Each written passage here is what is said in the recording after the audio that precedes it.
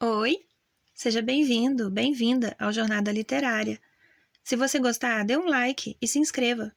Você também pode contribuir através do site apoia-se/leitura narrada ou pelo Pix carlafloresf7@gmail.com. Obrigada por estar aqui. Mitos Gregos, por Paulo Sérgio de Vasconcelos. Leitura do capítulo Ares e Dioniso.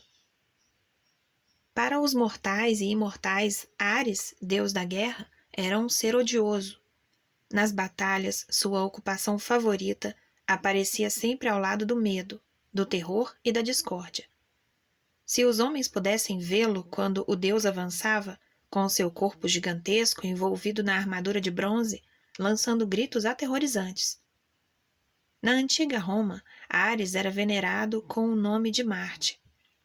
Contava-se que na cidade de Alba Longa viviam os irmãos Amulho e Numitor, cabendo ao segundo legalmente o governo sobre a cidade. Amulho, porém, destronou o irmão e fez com que a única filha deste, Réia Sílvia, se tornasse uma sacerdotisa do fogo sagrado da deusa Vesta. De fato, as Vestais, como eram chamadas as que velavam pelo fogo, tinham de se manter virgens por um período de 30 anos.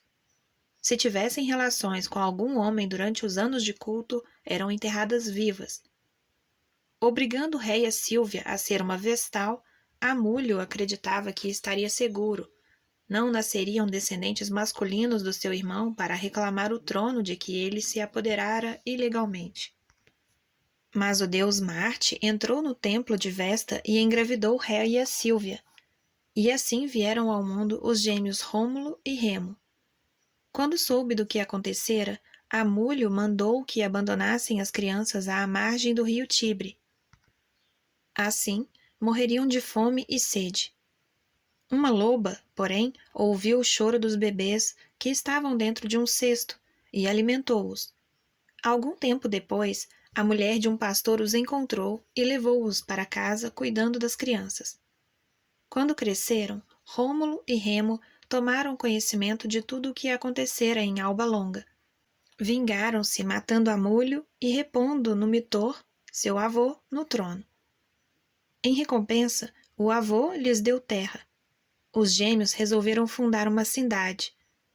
Para saber em que local preciso a construiriam, decidiram consultar a vontade divina.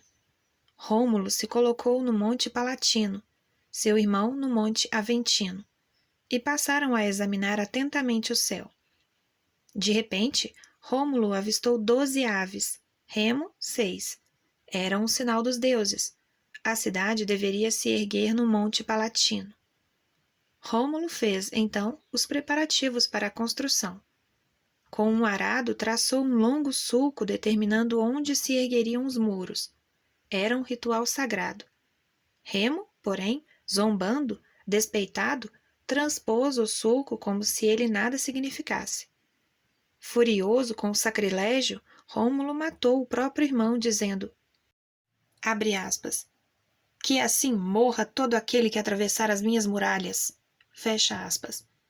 Desse modo, a história da futura Roma se iniciava com um fratricídio entre os gêmeos filhos de Marte. Dioniso era o deus do vinho, do teatro e das orgias sagradas. Sua mãe, Semele, foi amada por Zeus, que lhe prometera dar tudo o que ela quisesse. Um dia, Semele pediu-lhe que o deus se manifestasse diante dela em todo o seu poder e glória. Ao se deparar com a terrível visão de Zeus, com raios e relâmpagos, sua amante morreu fulminada. Semele, porém, estava grávida de 6 meses de um filho do pai dos deuses. Zeus retirou a criança do ventre da mãe e costurou-a numa de suas coxas. E assim, alguns meses depois, nasceu Dioniso, do próprio corpo de Zeus. Para evitar os riscos de expor a criança aos ciúmes de Hera, Zeus, depois de transformá-la em bode, deixou-a em Nisa, onde seria educada pelas ninfas. É, assim, o deus de Nisa, Dionísio. O deus se locomovia num carro puxado por panteras. Acompanhava-o o estranho cortejo, sátiros, meio homens, meio bodes, com uma longa cauda de cavalo. As bacantes, mulheres com os cabelos desgrenhados, empunhando o tirso, uma vara enfeitada com era e ramos de videira. O deus Priapo, com seus chifres de bode e orelhas de cabra, extremamente feio e sempre excitado sexualmente. Na cidade grega de Tebas, Dioniso instituiu as bacanais. Nessas festas, as pessoas, especialmente as mulheres, eram como que possuídas pelo espírito do deus e, parecendo alucinadas, vagavam à noite pelos campos e montanhas. O rei de Tebas, Penteu, resolveu proibir esse culto e provocou a ira do deus, também duvidando de seus poderes e até mesmo mandando prendê-lo como se ele fosse um mero impostor.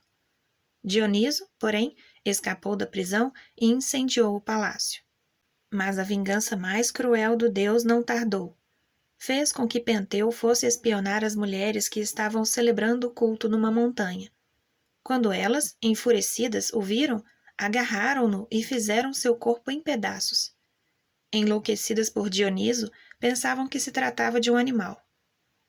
Agave, sua própria mãe, não reconhecendo o filho, cortou-lhe a cabeça e a pôs na ponta de seu tirso. Sobre as origens de Dioniso corria outra versão. Os titãs, incitados por Hera, devoraram o deus quando ele ainda era uma criança.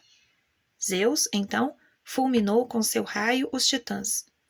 Das cinzas desses seres nasceram os homens, com uma parte má, titânica, e uma parte boa, divina, vinda de Dioniso. Daí a natureza ambígua do ser humano, nem totalmente bom, nem totalmente mau. O coração de Dioniso, porém, teria sido salvo por uma deusa e dado a Semele, que o engoliu e assim engravidou. Dessa forma, o deus renasceria. Para sempre, afinal, sendo Deus, como não seria imortal? Final da leitura do capítulo Ares e Dioniso, do livro Mitos Gregos. Sinta-se à vontade para comentar ou abrir algum debate. Não se esqueça de curtir e, principalmente, de se inscrever. Obrigada por estar aqui. Até a próxima!